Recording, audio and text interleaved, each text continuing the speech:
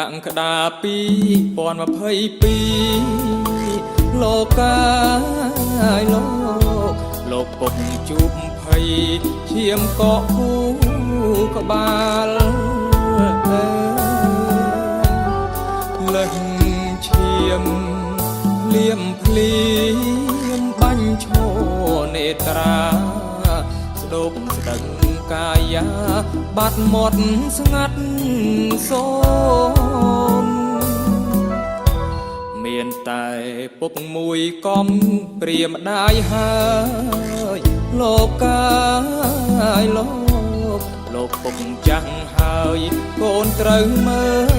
លថែកូនទាំង6ថ្នាក់ថ្នម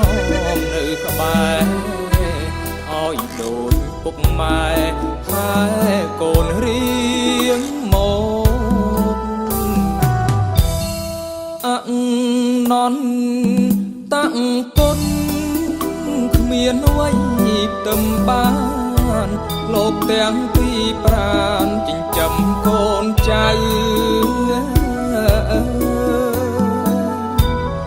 ពីតូចដល់ធំអប់រំប្រដៅមិនអោយកូនខ្លៅចង់បានកូនល្អ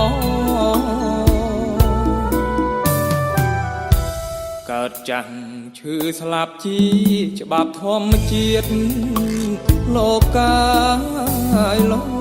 កមានរូបជួបរោគមិនអាចជៀសបានលោកពុកឈឺហើយមិនតន់តើយប្រានមើលថែរក្សាតបគុណលោកវិញ